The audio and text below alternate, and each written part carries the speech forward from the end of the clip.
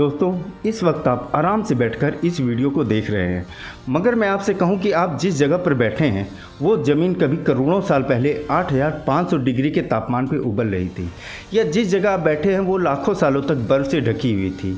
ये दोनों ही बातें सच हैं, पर आज आप यहाँ कुछ मिनटों के वीडियो में जानेंगे पृथ्वी के 450 करोड़ साल के सफ़र को।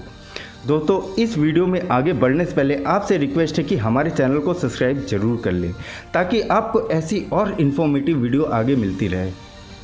दोस्तों, युद्ध, परमाणु विस्फोट, ग्लोबल वार्मिंग, आखिर कितना कुछ झेल रहा है हमारा ये नीला ग्रह। आखिर इन सब का जिम्मेदार कौन है? जाहिर सी बात है, हम मनुष्य। पर क्या आप जानना नहीं चाहेंगे कि इस सुंदर सृष्टि का निर्माण कैसे हुआ? तो चलिए शुरू करते हैं और चलते हैं समय में पीछे, बहुत पीछे, जब ना ही पृथ्वी थी, ना ही सूरज था और ना ही कोई ग्रह। तो जिस जगह आज हमारा सौरमंडल है, इसी जगह हजारों करोड़ साल पहले विभिन्न प्रकार के गैस और धूल के बादल हैं, और इन्हीं बादलों के पास है एक तारा। और अब समय बीतने के साथ इस तारे की ऊर्जा कम हो रही है, और इसके कारण इसके अंदर एक विस्फोट हो गया है।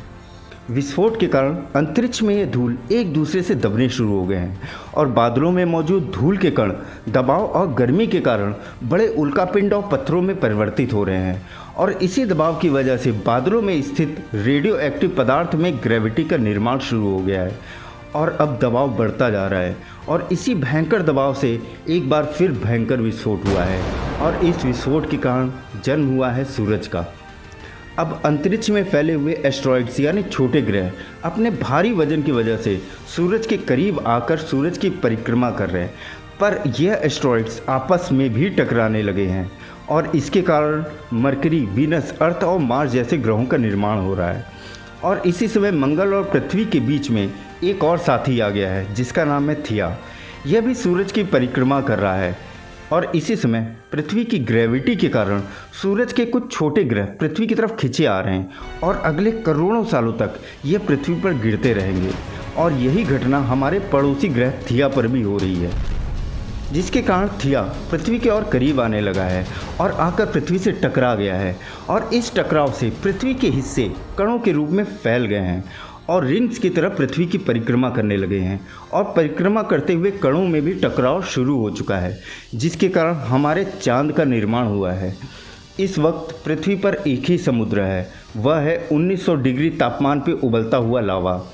अभी भी पृथ्वी पर उल्कापिंडों की बरसात हो रही है, और ये उल्कापिंड अपने साथ लाए हैं नमक, मिनरल्स और पानी। पृथ्वी का तापमान धीरे धीरे स्थिर हो रहा और सतह पानी से ढकने लगी है। अब वो वक्त आ गया है जब गहरे पानी के अंदर सूक्ष्म जीवों का निर्माण हो रहा। अब पृथ्वी के अंदर का कोर, जो रेडियो एक्टिव पदार्थ के बने हुए हैं, वो बेहद गर्म है, पर पृथ्वी की ऊपरी सतह ठंडी होने के कारण पृथ्वी के अंदर की गर्मी बाहर नहीं निकल पा रही है, और इसी के कारण ज्वालामुखी का निर्माण हो रहा है। पृथ्वी की गर्मी ज्वालामुखी के रूप में निकलनी शुरू हो गई है, और इसी की वजह से पृथ्वी की सतह पर भी जमीन का निर्माण शुरू हो गया है। अब लगभग 150 करोड़ साल बीत चुके हैं, और वातावरण स्थिर होने लगा है, और इसी समय पृथ्वी का एक दिन 12 घंटे का है। पानी के अंदर सूक्ष्म जीव विकसित हो रहे हैं। यह सूक्ष्म जीव जीवन के लिए पानी में मौजूद मिनरल्स का इस्तेमाल कर रहे हैं और ऑक्सीजन निकाल रहे हैं। माइक्रोबैक्टीरिया की वजह से ऑक्सीजन की मात्रा बढ़ती जा रही, और ऑक्सीजन की वजह से वायुमंडल का भी निर्माण शुरू हो गया है।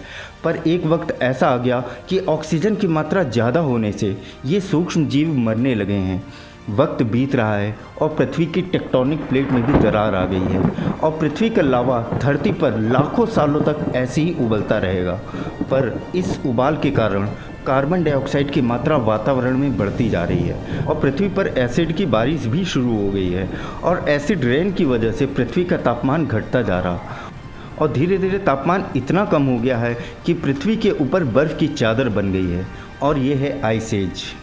अगले लाखों सालों तक पृथ्वी ऐसी ही बर्फ़ से ढकी रहेगी। पर एक समय फिर से ऐसा आ गया जब पृथ्वी के अंदर का ज्वालामुखी फिर से निकलने शुरू हो गए हैं, और इन ज्वालामुखियों की गर्मी के कारण बर्फ़ फिर से पिघलनी शुरू हो गई है, और इसी बीच पृथ्वी के भीतर मौजूद बचे हुए सूक्ष्म जीव भी बदलने शुरू हो गए हैं, और इसी समय अब छोटे समुद्री जीव भी निकलने शुरू हो गए हैं, और समय के साथ नए समुद्री जीवों का निर्माण और विकास हो रहा है। और अब समुद्री पौधों और जीव के कारण वातावरण में ऑक्सीजन की मात्रा बढ़ गई है और पृथ्वी की ओजोन लेयर भी मोटी हो गई है। और इसी के साथ करोड़ों सालों बाद पृथ्वी पर पहली बार मोसोस नामक पौधे का पृथ्वी की सतह पे जन्म हुआ है। और अब वक्त बीतता जा रहा और इसी के साथ अलग अलग तरह के पेड़ और पौधे उगने शुरू हो गए हैं। यह वह वक्त है जब समुद्री जानवर समुद्र से बाहर निकलकर ज़मीनी जानवरों में परिवर्तित हो रहे हैं और समय बीतने के साथ ही ज़मीनी जीव भी परिवर्तित हो रहे हैं जो डायनासोर्स का रूप ले रहे हैं। इस समय पृथ्वी पर ज़्यादातर जंगल समुद्र किनारे हैं और इन्हीं जगहों पर डायनासोर्स भी रह रहे हैं। अब ये डायनासोर्स विभिन्न और विशाल होते जा रहे हैं। अब ये डायनासोर्स पृथ्वी पर अगले 20 से 30 करोड़ सालों तक राज करने वाले हैं। पर इसके बाद समय आ गया है जब एक 4.5 लाख करोड़ किलोग्राम वजन का एक उल्कापिंड 80,000 किलोमीटर प्रति घंटे की स्पीड से पृथ्वी की तरफ बढ़ रहा है और पृथ्वी की सतह छूते ही उसमें आग लग गई है और जलते हुए सीधे पृथ्वी से टकरा गया है। इस टकराव की ऊर्जा 10 करोड़ परमाणु बम के बराबर है। इस वक्त पृथ्वी पर सिर्फ धूल और समुद्र में सुनामी है। भूकंप और आग ने पृथ्वी को जलाना शुरू कर दिया है। डायनासोर्स घुटन और भूख की वजह से मरने शुरू हो गए हैं और जल्द ही इनका विनाश हो जाएगा। पर अब इसके बाद धीरे धीरे वातावरण अपने पुराने मूल रूप में आने लगा है। इसमें कुछ हजार साल का समय लगने वाला है। इसी परिवर्तन के साथ ज़मीनी जीव बंदरों में भी परिवर्तित हो रहे हैं और खाने की तलाश में इन बंदरों ने अपने पैरों पर खड़ा होना और चलना सीख लिया है। अब बंदरों ने अपने हाथों से शिकार करना शुरू कर दिया है। अब बंदर धीरे धीरे एप्स यानी वानर में परिवर्तित हो गए हैं। खाने की तलाश में वानर दूसरे इलाकों में जाने लगे हैं। समय और स्थान के अनुसार इनका रंग और रूप भी बदलना शुरू हो गया है और धीरे धीरे ये इंसानों में विकसित हो गए हैं। और इसके बाद हमने भाषा, धर्म और संस्कृति का निर्माण किया और वक्त के साथ हम विकास करते जा रहे हैं। दोस्तों, पृथ्वी का निर्माण करोड़ों सालों की प्रक्रिया का नतीजा है और इसे बचाना हमारी जिम्मेदारी है। दोस्तों, सेव अर्थ सेव लाइफ। दोस्तों, ये नॉलेजेबल फैक्ट आपको कैसा लगा हमें कमेंट सेक्शन में ज़रूर बताइएगा। अगर हो सके तो हमारे चैनल को शेयर, सब्सक्राइब और लाइक भी ज़रूर करिएगा। तब तक मिलते हैं अगली वीडियो में किसी और ख़ास नॉलेजेबल कंटेंट के साथ। तब तक जय हिंद, जय भारत।